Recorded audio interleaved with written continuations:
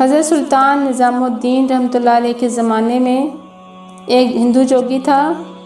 اس نے یہ مشق کی ہوئی تھی کہ ہر قسم کے مریض پر صرف اپنی نظر ڈال کر مرض کو سلب اور جذب کر لیتا تھا۔ ایک مرتبہ حضرت پر ایک بیماری کا دورہ پڑا جس میں آپ بے ہوش ہو گئے۔ ہوش آنے پر خدام نے عرض کیا کہ حضرت اگر اجازت ہو تو فلاں جوگی کے پاس جو مرض فقط دیکھ کر ہی سلب کر لیتا ہے آپ کا پلنگ لے چلیں۔ آپ نے فرمایا کہ خبردار ایسا مت کرنا، کیونکہ اندیشہ ہے کہ لوگوں کے عقائد میں خرابی پیدا ہو جائے گی، یعنی ہندو جوگی کے نہ ماننے والے بھی اس کی کرامات کو ماننے لگیں گے۔ اتفاق سے ایک دن پھر حضرت کو دورہ پڑا اور بے ہوش ہو گئے۔ مریدین کو اپنے پیر و مرشد سے بے حد محبت و احترام کا درجہ ہوتا ہے، خلوص ہوتا ہے، تو وہ اپنے پیر و مرشد کی تکلیف برداشت نہیں کر سکتے۔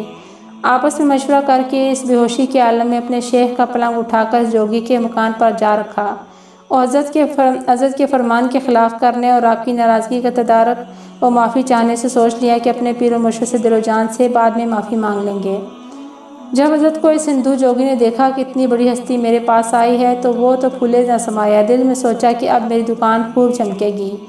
جوگی نے حضرت کو دیکھا اور دیکھتے ہی اپنا تصور ڈالا، فوراً حضرت کے مرض کو سلب کر لیا۔ آپ ایک دم اٹھ کر بیٹھ گئے اور یوں معلوم ہوتا تھا کہ کوئی مرض ہوا ہی نہیں تھا۔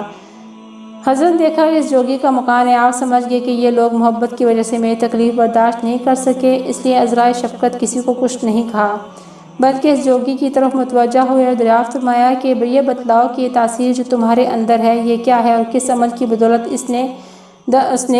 کس بدولت ہے؟ اس نے دست بستہ ہاتھ جوڑ کر عرض کیا کہ میرے پاس صرف ایک عمل ہے، وہ میرے گرو استاد نے مجھ کو تعلیم دی ہے، اور وہ یہ کہ اس نے یہ کہا کہ ہمیشہ نفس کے خلاف کرنا، مطلب یہ کہ نفس کا چاہا ہرگز نہ کرنا، بس میرے پاس صرف یہی ایک عمل ہے، اسی کی بدولت یہ تصرف و تغیر و تبدل کرتا ہوں اور مرض کو فوراً سلب کر لیتا ہوں۔ یہ سن کر خدا کے ولی نے اس سے دریافت فرمایا کہ اچھا یہ بتلاؤ کہ تمہارا نفس مسلمان ہونے کو چاہتا ہے؟ عرض کیا کہ ہرگز نہیں۔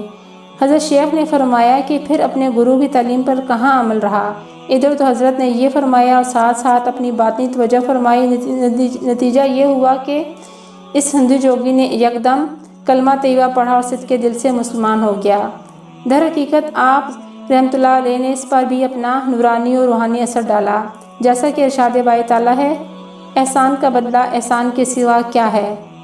اس جوگی نے آپ کے مرض جسمانی کو ختم کیا تھا، حضرت نے اس کے باطنی مرض یعنی کفر و شرک کو سلب فرمایا اور اسلام میں داخل فرما کر ہمیشہ ہمیشہ کے لیے نار جہنم سے بچا لیا۔ اس طرح احسان کا بدلہ احسان ہو گیا۔ یوں برِ صغیر میں ان عظیم و بابرکت و ہستیوں نے دین محمدی صلی اللہ علیہ وسلم کی شمع روشن فرمائی۔ سبحان اللہ۔